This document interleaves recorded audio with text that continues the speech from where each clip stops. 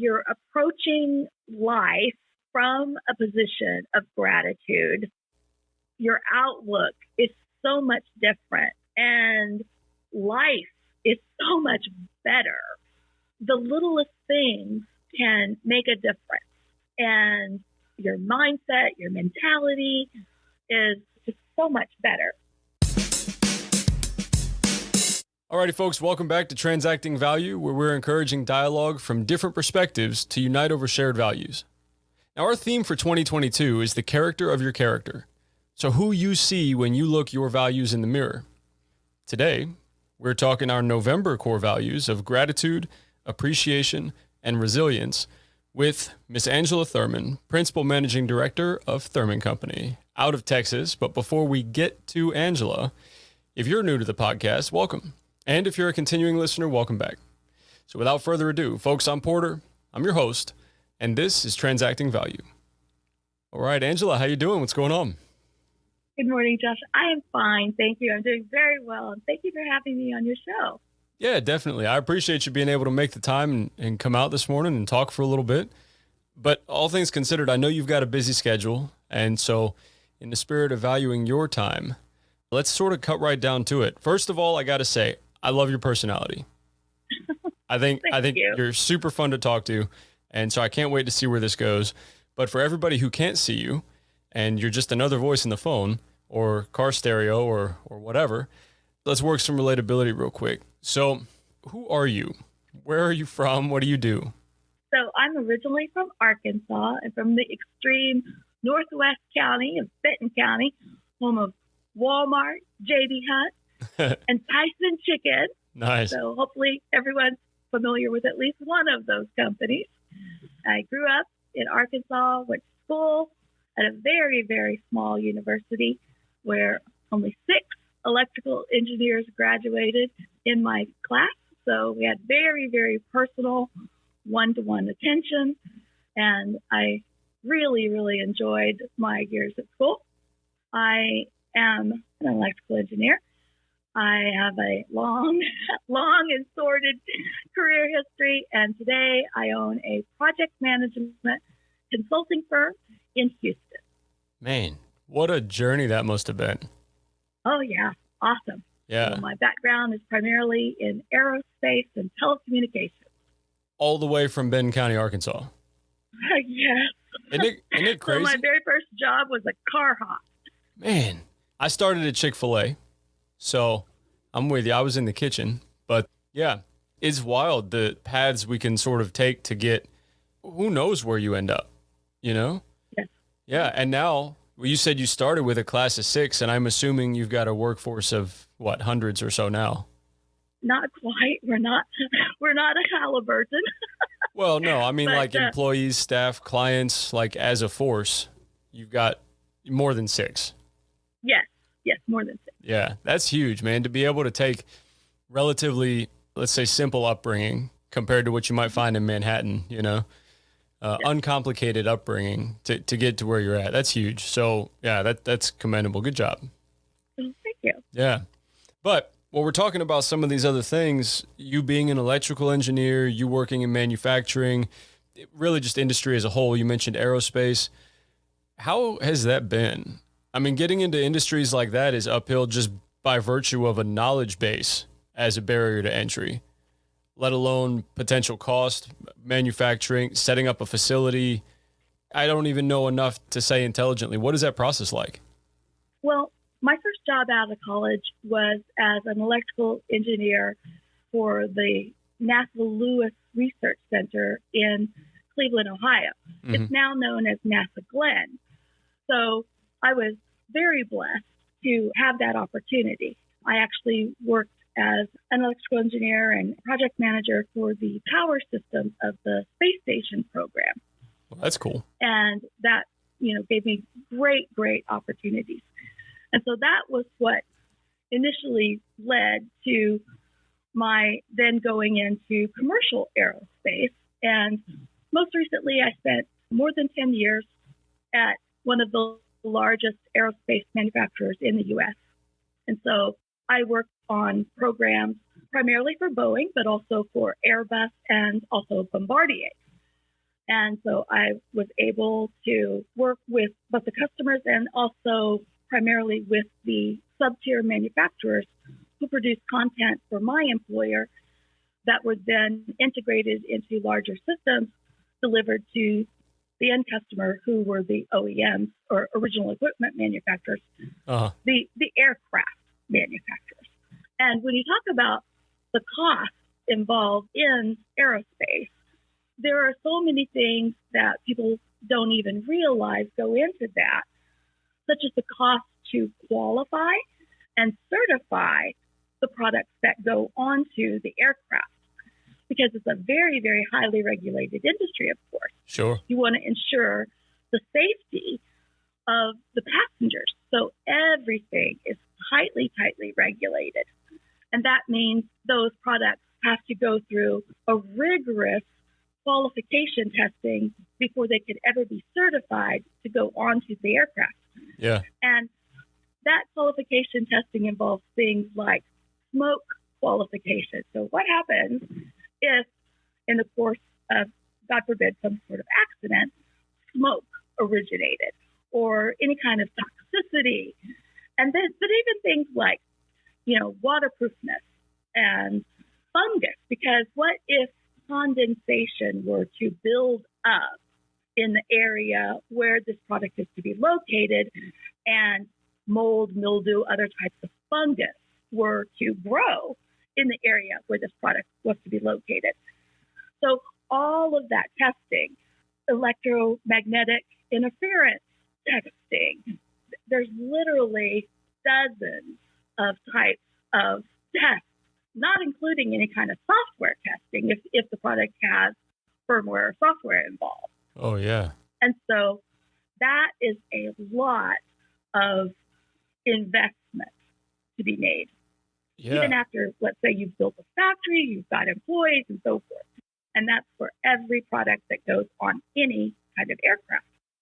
And if your product is, yay, it's going to be on another aircraft. So let's say you've sold it to Boeing for one of their platforms, and now you're going to sell it to Airbus for their new airplane.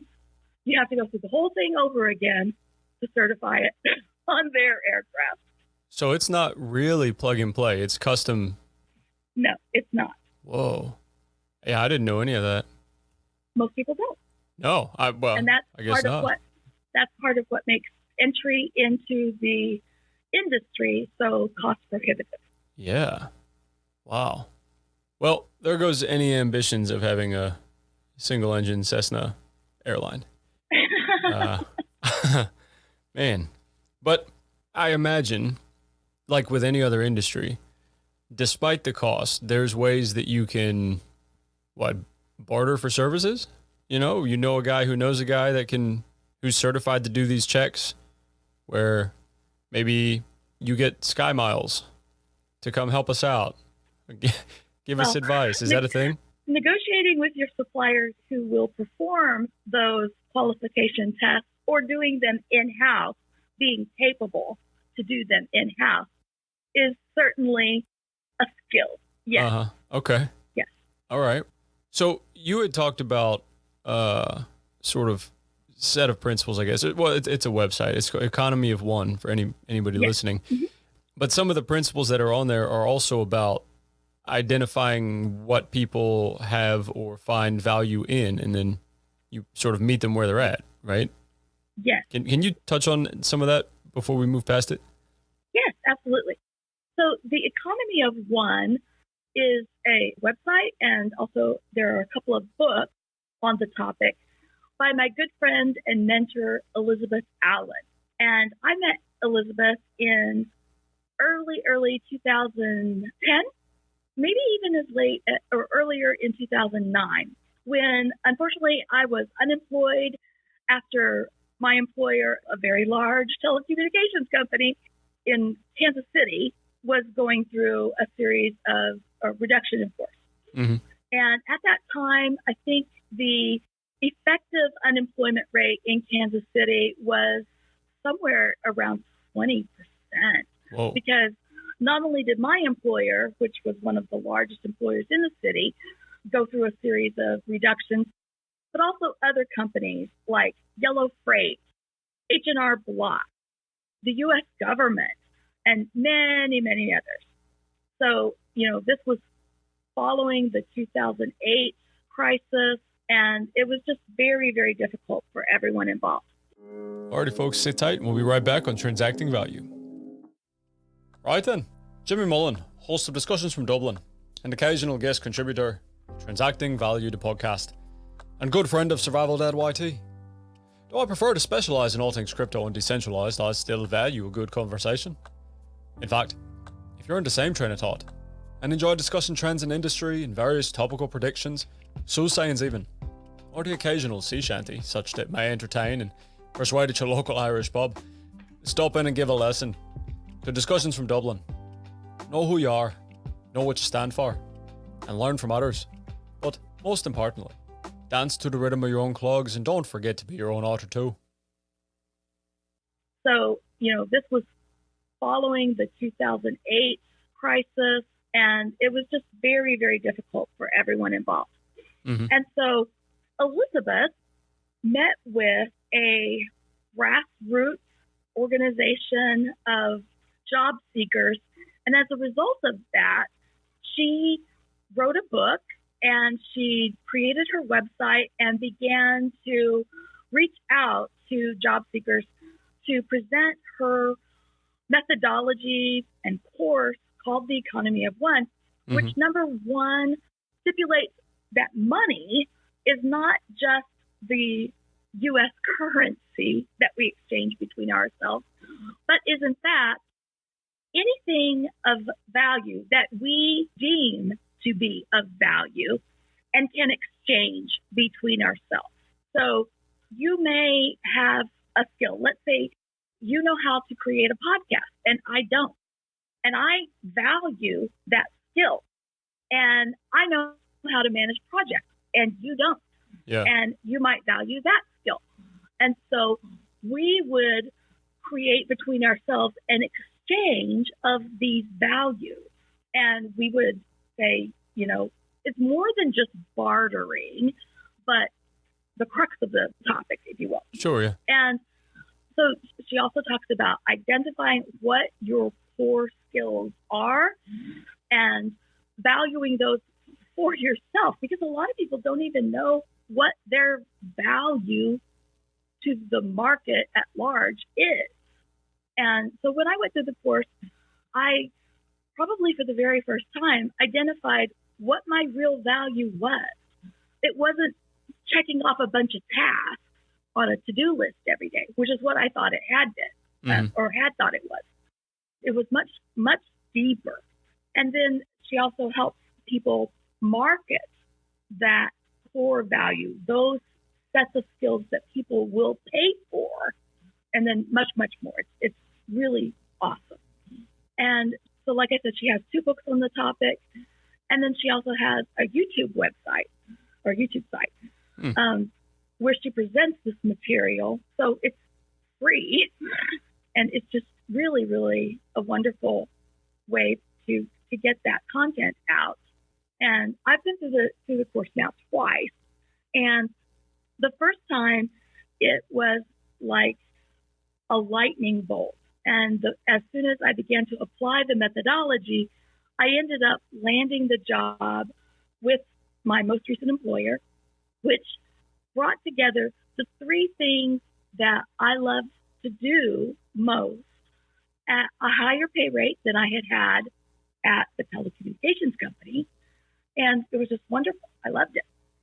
How were you able to structure these things that once you found were your strengths and your preferences and your sort of more natural leanings, how were you able to structure them and, design them into something that you're like, well, actually, I can custom design this. I can engineer this into something that works better for me. How do you do that?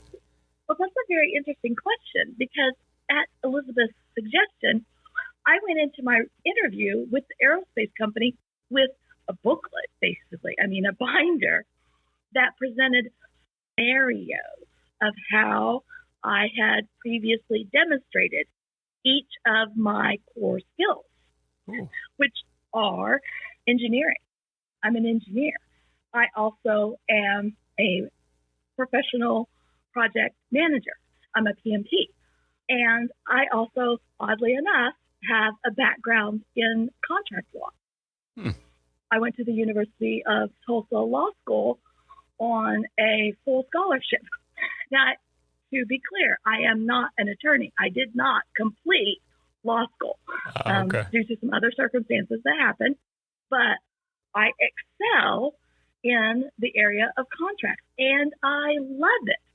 Most people hate contracts. They would rather poke their eyes out than have to read a contract. Accept the terms, accept the terms, accept the terms. This is just an iPhone. What is this? Yeah. Yes. But when I read a contract, I'm like, what you said up here and what you said down here do not agree. They completely do not agree. And okay. But wait, red flag. Yeah. And I use that skill to help my customers avoid risk, negotiate better terms, or just create better schedules, all sorts of ways to help them be better prepared to enter into whatever agreement they're about to select. Yeah. Well, all right. So let me ask you this. Your process, right? Everybody's got something. Maybe it's, I don't know, hot yoga. Maybe it's doo-wop music. Maybe it's a walk by yourself in the park with a tiny dog without a leash. I don't know. But like, what's your process? You know what I mean? How do you, because here's what I'm thinking. When you say one of the first most important things that you've got to identify is what you bring to the table, that's a big ask. Oh, it's a very big ask. Especially now, I think more than 20 years ago, because everything's in front of you on a screen. It's so much easier to compare yourself to now the world of reality TV on social media. You know what I mean? So what worked for you? What are your tips and tricks to identify, actually, here's what I prefer and here's what I'm good at? Well, so Elizabeth's course goes through a lot of that. And a lot of it is a mental inventory of when were you happiest? What were you doing when you were happiest at work? And in a perfect world, what would you do with your time? If you could do anything, what would you be doing with your time? And I literally, as I'm looking at the wall in front of me, I have a statement. And I sometimes use this during interviews and so forth. And it says, throughout my career, overall, I have a versatile background in 1, 2, 3. Oh, and you keep it literally visible. It's literally right there in front of me. And I'm reminded daily. If I have a weak moment of doubt or imposter syndrome, no, it's right there. That's me. That is what I'm good at. Those are the things that people value about me. Nice. And what I give to my community and my customers every day. I like that. It's like your own, 3x5 vision board. It is. It is almost like that. Yeah.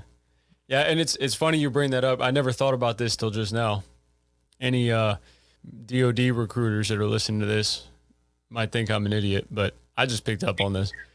So in order to go active duty or reserves or whatever in the DOD, you got to meet with a recruiter first, like any other job, any other organization, and they size you up like, are you qualified or not? Why do you want this job? But that answer doesn't get you the job, right? Getting through boot camp gets you the job. That answer ends up on some sort of index card or some sort of takeaway post-it, and they say, hang on to this and take it with you, because on the days when you don't want to get up and when you realize you're still not done with boot camp or in your career, you're like, man, this was a horrible decision. Why did I do this? You can pull the card out. You say, oh, no, that's right. That's why I did this.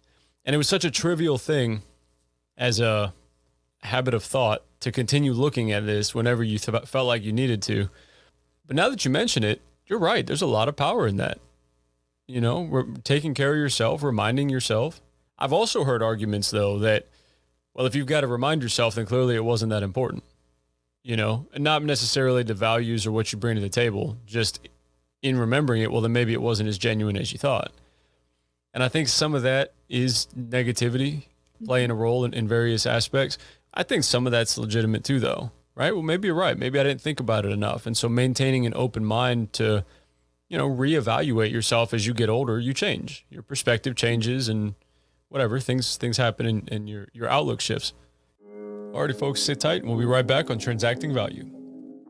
Hey y'all, it's Jules here with the Bee and the Bear Creations. We specialize in custom tumblers, t-shirts, car decals, and anything else you can think of. If you are looking to order a custom item for yourself or for someone else as a gift, please go find me on Facebook and shoot me a message and we'll get that order started for you. Again, you can find me at the Bee and the Bear Creations on Facebook. I look forward to helping you create your custom item.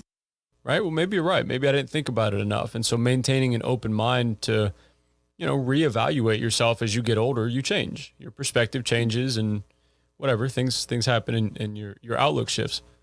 So have you found a willingness to be flexible on those terms as you get older, as you grow, is also equally important, or stick to it and maintain commitment? I'm more of a stick to it and maintain commitment kind of person. Okay. Because I think that our world, our number one, social media, but the world around us is so full of negativity. I don't buy into it. I don't watch the news. I'm very careful about what comes into my home, your bubble, my thoughts. Yeah, my bubble, if you will. Yeah. I actually have a T-shirt because I'm an engineer. I'm a math geek, and it says F of X equals absolute value of X. No negativity. I like that. I like that. Yeah, functions were never my forte, but I understand absolute value, so I'm with you. Yeah. No negativity. I like that. Where'd you find it? Online? Online, yeah. All right, I'm going to look around. Yeah, I like that. That's like I saw a shirt the other day. It said, there are two types of people in this world, and then it had number 1 and number 2 on the front of the shirt. And number 1 says people who can extrapolate meaning from incomplete thoughts, and then there was an empty number 2. Yes, I've seen that one, and I love it. Yeah, there's a lot of funny ones out there. But in saying that, right, like there's a threshold, and I think you got to be careful with it, because in identifying your self-worth and what you bring to the table, how do you communicate that without coming across as cocky or narcissistic? Or what's the balance? What have you found? Yeah, you have to be very careful with that, and that is certainly something that I struggle with, and I'm constantly reminded of every day because I'm also a Mensa member. And so I make a lot of genius jokes. And one of my favorite shows is Sherlock with Benedict Cumberbatch. Oh, yeah.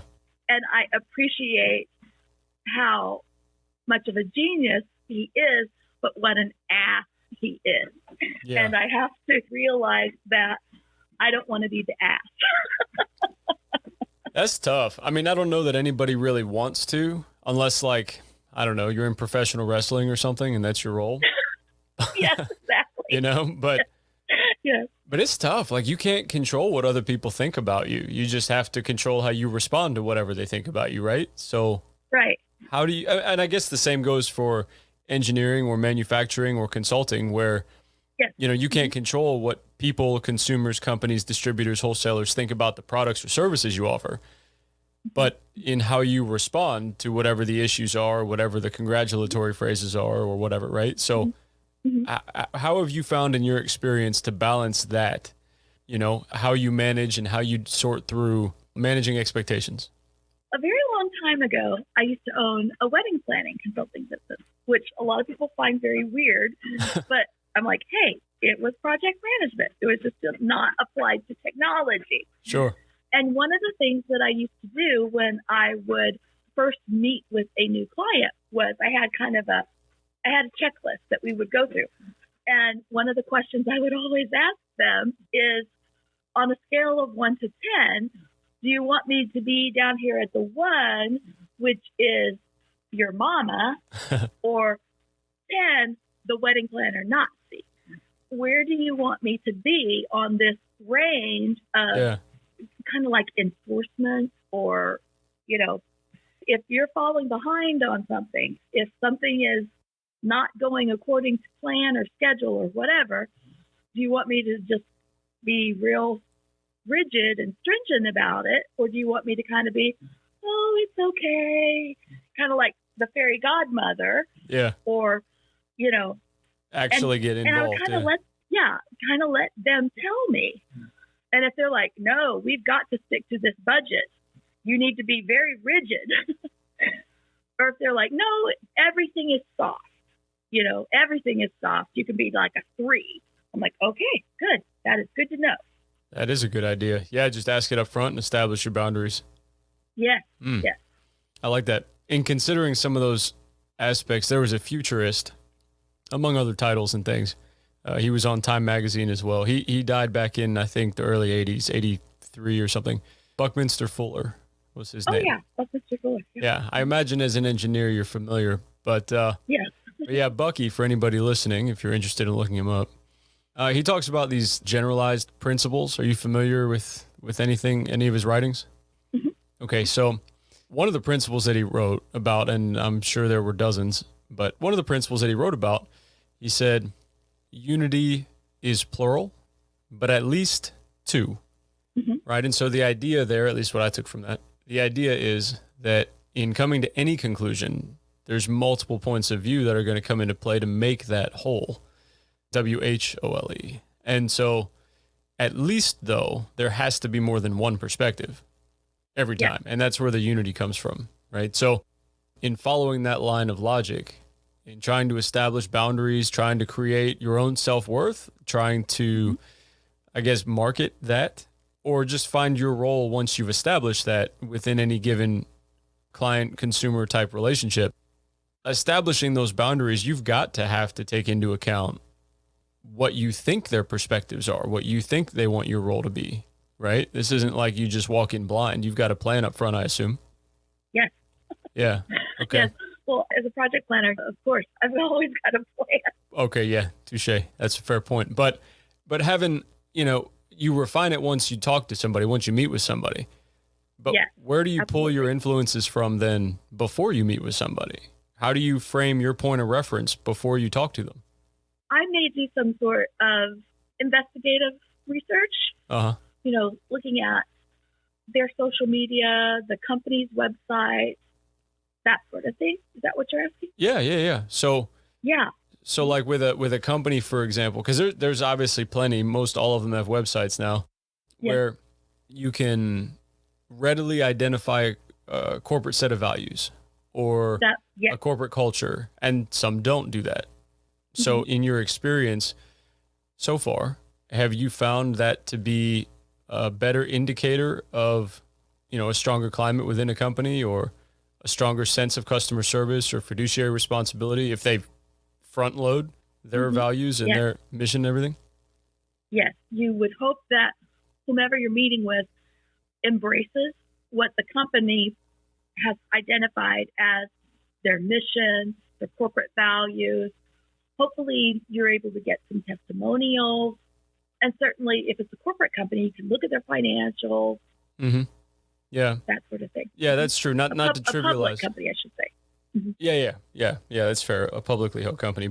And not to trivialize the hard sciences, right? The numbers obviously tell a great deal as well. Yes. But yeah, in understanding that other aspect, I think it makes companies a lot more relatable. Yes. And I think now, 2022, or at this just overall point in time, it seems like that's what people care about. Like on a mass scale, like, I don't want to do this job anymore because it doesn't really fit me. It doesn't really fit what I stand for or what my values are, whatever phrasing. Mm-hmm. That's true. So do you think articulating that or identifying that early on and then just being forward about it will help make that more efficient? People lasting longer, reducing turnover, all that kind of stuff? Yes. And I think that what we're seeing right now is people determining that their experience does not match the values stated by the company. Oh, you said doesn't match the values stated by the company. This isn't, for clarity here, meant to address shady dealings and black market trading or anything crazy like that on behalf of a company. But under what circumstances would somebody have experience that doesn't match what a company says their values are? What do you mean? For example, example, let's say that the company purports to value diversity, and maybe a person who would fall into a diversity category does not feel that they've been treated or that their experience has not been one where diversity was actually a value of the company. I see. So this notion of self-worth applies obviously to an individual, but also to a company, right? And I imagine Absolutely. and I imagine that stems with or ultimately from whoever founded it and whatever value system or culture they've sort of imbued within it. Yes. But you can't please everybody. You can't forecast how to please everybody, right? No. So that level of being genuine or true to yourself, or as a company, true to your, maybe not your base, but like your corporate image, values, structure. Yeah. I imagine that would go a lot farther in the long run. Yes. Yes. Before we get into more of that, not to cut you off, I'm sorry. Before we get into more of that, let's take a break for a minute, and then we'll be right back on Transacting Value. Alrighty, folks. This is Porter with the Transacting Value podcast. If you're listening to this interview and you've listened to some of our others, then you already know we're playing on Spotify. You already know we're playing on iHeartRadio, Stitcher, Audius, Google Podcasts, and Apple Podcasts. What you may not have known is we're also on YouTube. So if you find yourself with the odd opportunity for some background noise or a decent conversation, or you're at work or maybe lunch, search the Transacting Value podcast, and you can listen to all of your favorite podcast interviews as well. Now, if you have anything you want to suggest for a topic, or if you want to be interviewed, feel free to send an email to survivaldadYT@gmail.com, or send a direct message on Facebook or Instagram at the Transacting Value Podcast. So, folks, from me to you, I appreciate you taking the time to listen and support the station. For different perspectives with shared values, guys, I'm Porter. I'm your host, and this is the Transacting Value Podcast. Alrighty, folks, welcome back to Transacting Value. I'm here with Miss Angela Thurman. We're talking corporate values, we're talking self-worth, we're talking overall the attitude of gratitude. And we're going to dive into more of that. First off, to you, welcome back. And Angela, welcome back. Thank you. Yeah, of course. And one of the things you mentioned before we just jumped onto that break, you said from an employee's perspective, from a personal perspective, as an individual, that their experience doesn't match the values a company says they have. And if that happens, then obviously they may change their career, change their business, make a change, right? But as a company, you've got to identify your values and what you bring to the table, right? For consumers, for clients, you're in consulting, right? That's the whole point, isn't it? Yes. Yeah. So how do you do that? You know what I mean? If it isn't clearly defined, where do you start as a company? So that was one thing that I worked on when I first launched my business, Thurman Co. And our website actually includes a set of company values. So we have both our mission statement, which is how we serve our customers, but then we also have a set of corporate values. And then beyond that, something that I share within my organization with all of my teammates is something that I call the Golden Credo. And this is 10 specific points about how we will internally work with our clients and then the world at large, basically about how we will embrace humanity. And it's kind of like a code of ethics, because as a program management company, we do adhere to the Project Management Institute's code of ethics. Sure. But our Golden Credo is just 10 quick statements about how Thurman Co. will conduct business, conduct ourselves, conduct our lives, basically, ethically and humanely. Yeah, ethics go a long way. And it's crazy because they're so ubiquitous. They're so important to people, to companies, regardless of culture, geographic location, geopolitical affiliation, whatever. Everybody says, well, yeah, ethics are important. Of course, you need to know what you stand for. Okay, all right. Do me a favor, sir, ma'am. What are yours? Okay, well, look, see, here's the thing. It depends on what you ask. What Why? Why does it depend exactly? You know, so how do you foster that within a company like you guys posted on your website, or you have this golden credo, you know, in a break room on a wall or where it's visible? Mm-hmm. What about a smaller company? Or what about in a family household? Mm-hmm. How do you convey that to the teenagers that want to play video games and the kids that want to watch YouTube and make them upstanding adults? What do you recommend to convey these things to people? Well, I think that one thing is being selective about what you consume. Mm-hmm. And then another thing is being an example. Mm. So there are, I mean, you can Google ethics. You can take a course in ethics and learn about what does that mean. So, you know, for me, of course, it's a review of the PMI's code of ethics. How can I live by that daily as I serve my clients? We actually just published an article on ethics in our blog on the Thurman Co. website. It's a conversation, you know, have those conversations maybe in your family, in your community, whatever community that might be. Start a conversation on your social media channels. I don't think it's difficult to raise that awareness. Yeah. Communication around any topics, I think, is just going to naturally promulgate. How quick, how far, that may vary, right? But the fact that as people communicate, word gets spread. You know, every 4-year-old can tell you about the telephone game. Yes. So absolutely. Yeah. You know, it may not be crystal clear what it started as, but it's going to get to the end of the classroom. Yeah.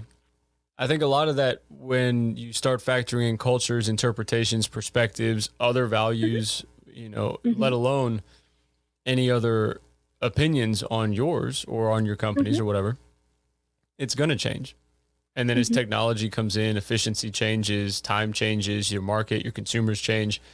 I think it's going to shift some, but it's important to stand by what you stand for. Yes. Yeah, I agree. Especially as a company, if you're trying to build any sort of longevity, because dependability goes a long way. Yeah. Yeah, I agree 100%. Now, in saying that, the other side of the coin, I guess, in identifying what you have to offer, let's say as a company or as an individual, however you want to take it, in identifying what you have to offer, nobody does it alone. You know what I mean? There is no vacuum of space that inspired anybody to do anything because you'd be dead. It's too cold. Yes. So all these inspirations come from other people, and then you process them in a way that makes it unique. You formed yours into a company. Somebody else forms them exclusively into a family as a stay-at-home role or, you know, whatever. But everybody forms their own opinions and makes it something worthwhile. So I guess what I'm saying is this attitude of gratitude, what role does it have? What value do you see that bringing to the table? Oh, I think it's very, very important.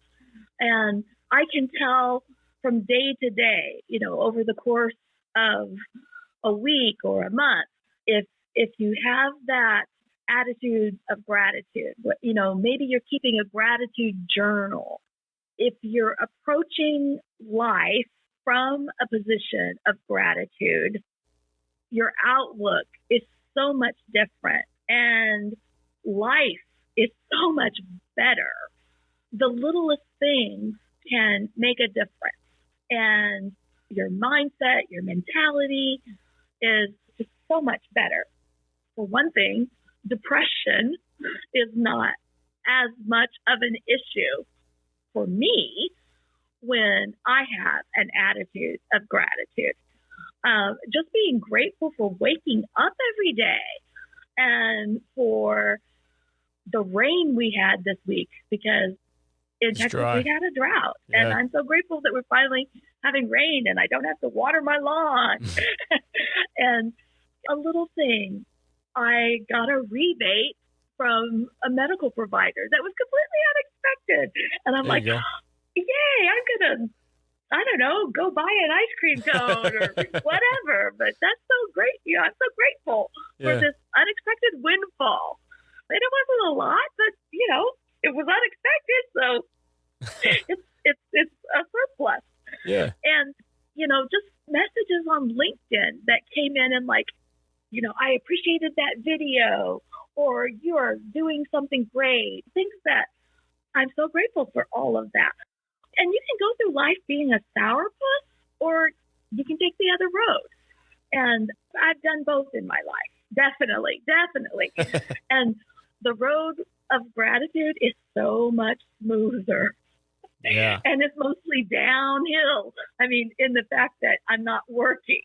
Right. I'm not working and struggling on that path. Yeah. It is a lot nicer. You know, I'm not saying I'm gracious all the time, because I'm certainly not. In fact, most of the time before I was, 25, I didn't even know what I had, let alone be grateful for it. Oh, yeah. You know, it wasn't until I enlisted and lost all of the things that I had that I realized, man, this sucks. I wish I had what I had. That was pretty nice. You know, that I started developing any sort of sense of gratitude.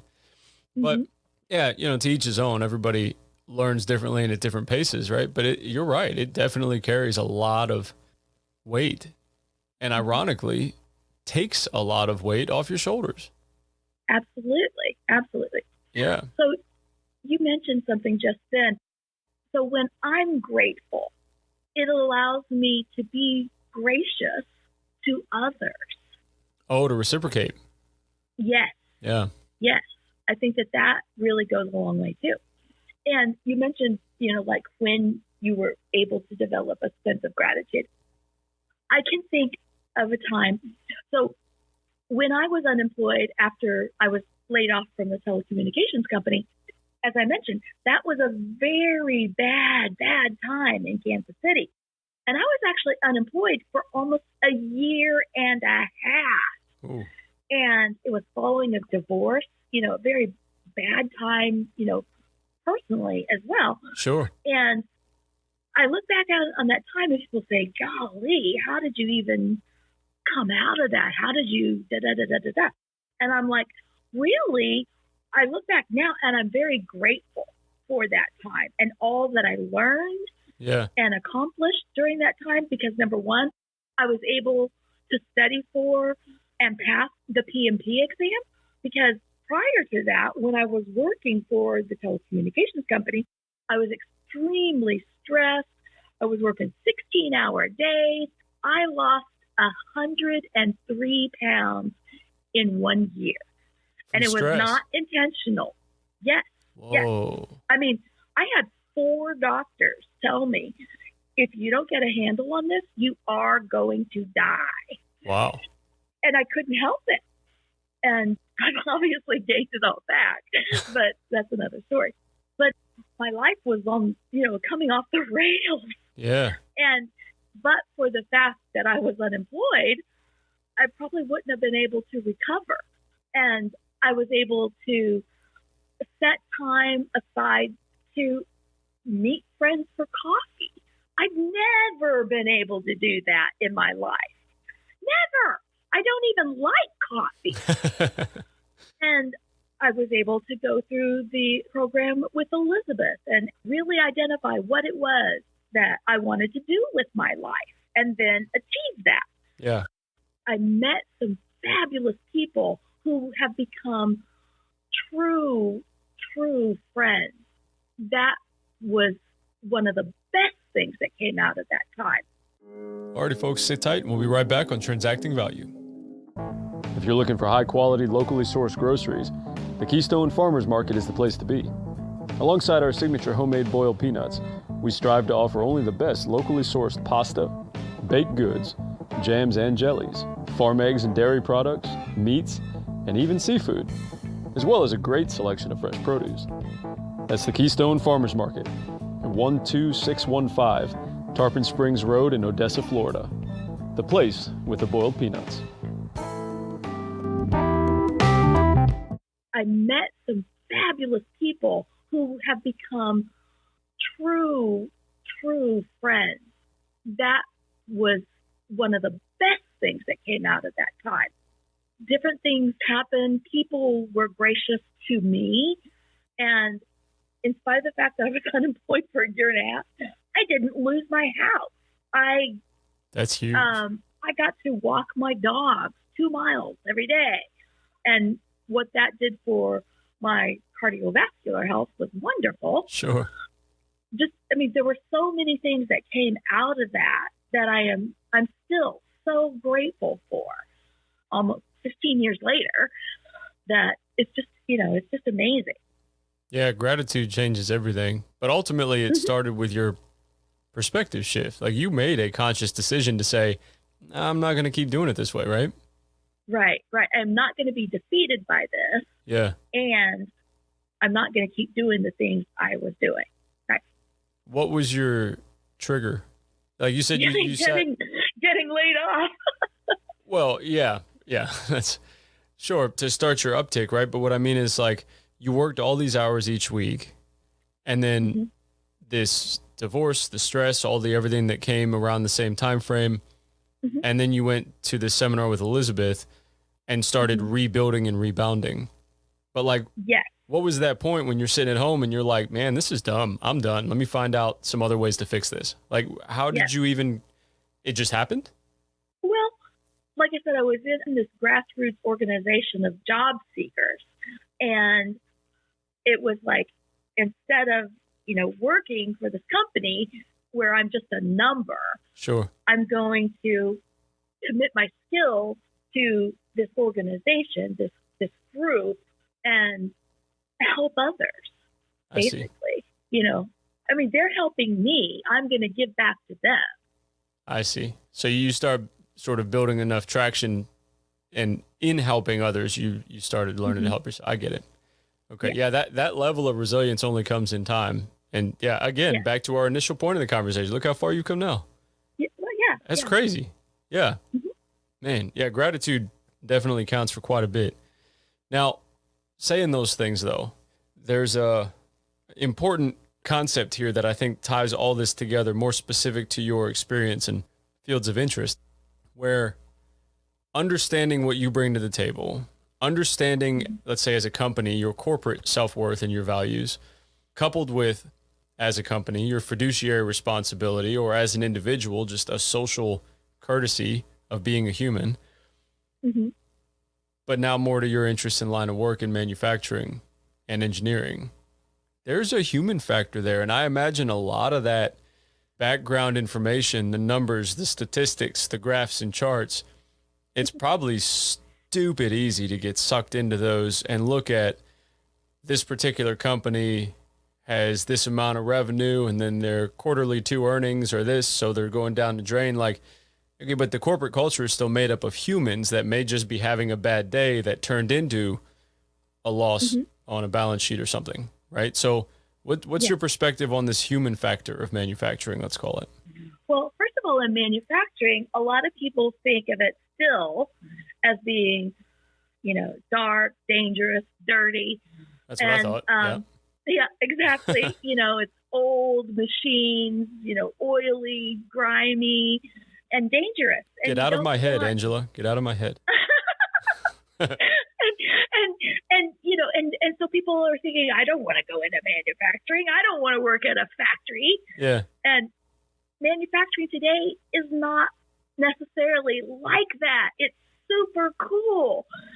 And you put in automation and robotics and lean manufacturing. And we're talking Kanban and all kinds of super cool tools and visual scorecards, and maybe there's a big monitor that's showing process flow, and that. I get really excited, and I have done countless factory tours in my past. Yeah, and I get really, really excited about this stuff. And one of my great friends, Megan Zimba, is an evangelist for bringing the next generation into manufacturing and, drawing attention to it. And of course, I'm I see. a member of Women in Manufacturing and the membership director for the Texas chapter. So I'm super excited about bringing more people into manufacturing. And here in Texas, we've got some of the best manufacturers. We've got Tesla, we've got SpaceX, we've got all kinds of aerospace. We've got the semiconductor industry. Yeah. You're talking about modern manufacturing. You name it, Texas has it. And I don't know what else to say. We've got Siemens. We've got, Texas Instruments, right? Sure. Yeah. Well, so in all these different aspects of manufacturing and corporate environments of manufacturing, I mean, you said it yourself. There's a lot more robotics now than there was over the last couple of decades, and a lot more smart equipment and all sorts of innovations and inventions. How do you balance that out with, but remember the people are there too. Hey, I got to leave early and pick up my kid, Right. How do you balance that? Well, I'm glad you brought that up. So I think that especially as a result of COVID, manufacturers are more appreciative of the fact that the individual has to be considered. Oh, I see. And so my belief is that there is some relief for individual scheduling, and there's also modern factories are more clean. There's certainly health and safety. I have a friend who's definitely into the health and safety area. And then, even to the fact that there's a company called Xena that produces personal protective equipment specifically for women. And this company makes the most beautiful steel-toe boots. They're so beautiful. I would wear them because they're fashionable, not because they're steel-toed.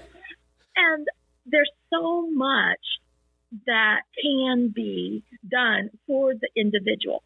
And I'm sorry to keep harping on WIM, but Women in Manufacturing has an entire program to provide leadership training specifically for the woman that is on the production floor. And that's something I don't think previously had ever existed.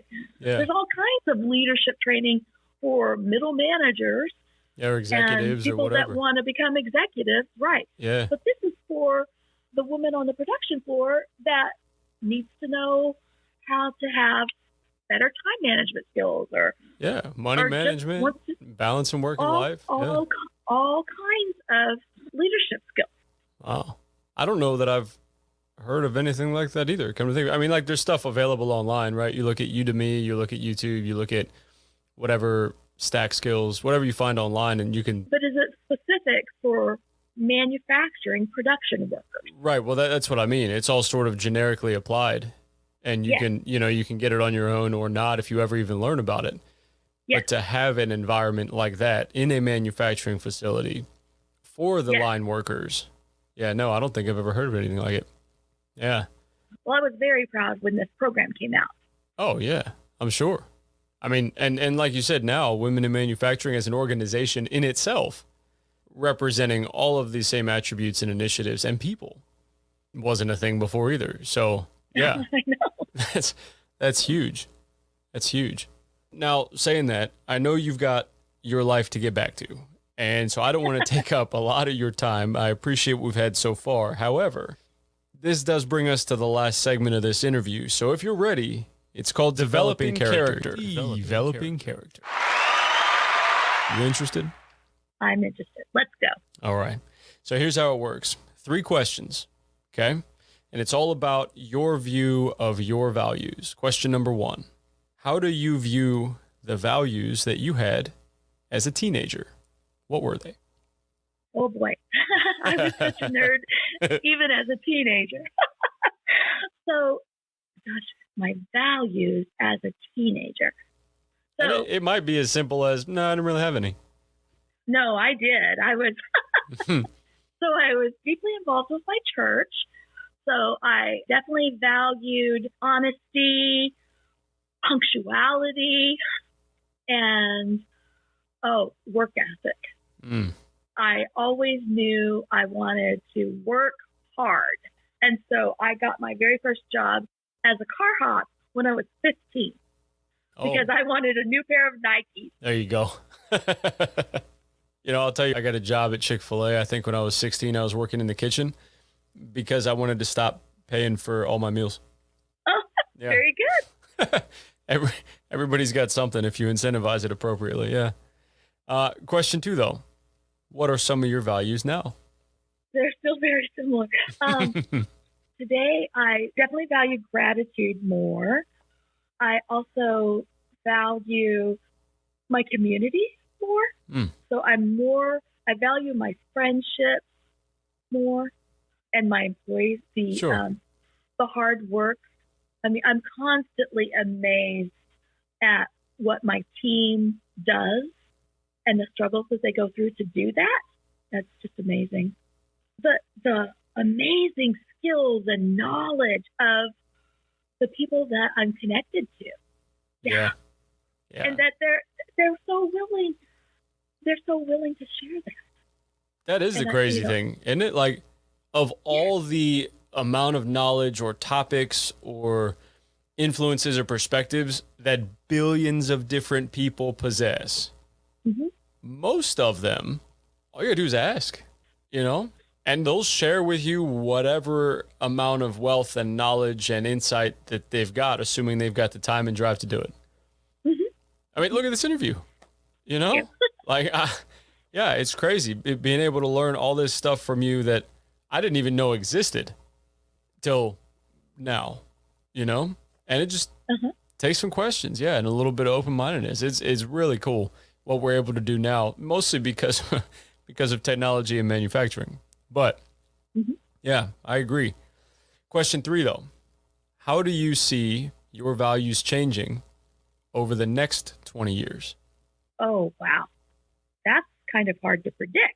Yeah. But I would say maybe technology, the value that I already place on technology, I think that may evolve over the next 20 years. We just can't imagine, because as the slope of the growth of technology just becomes asymptotic, who knows what's going to be available in the future. And I think that I'll just be placing more and more value on the available technology. Yeah. I mean, I never would have imagined 5 years ago that I'd be doing podcast interviews. No way. No way. I'm an introvert. Yeah. There's a pretty wild pace, I think, that gets set. And it's so ridiculously exponential, especially when it comes to technology. Just like you said, that once it gets rolling and starts to build traction, you're not scaling it back. Right. You're not going to undo convenience unless it becomes a detriment, I think, to maybe freedom of security or something. But it is pretty wild.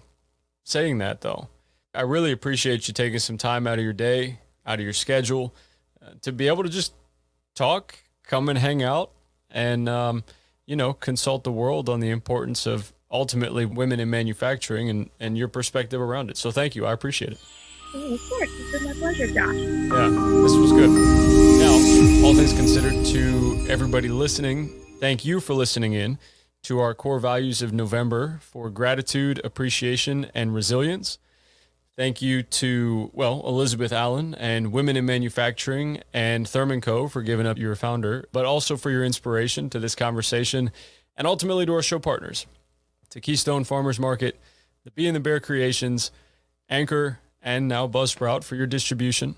So if you're interested in joining our conversation or you want to discover our other interviews, check out transactingvalue.com. And remember, you can follow along on social media too, while we continue to stream new interviews every Monday at 9 a.m. Eastern Standard Time on all your favorite podcasting platforms. So until next time, that was Transacting Value.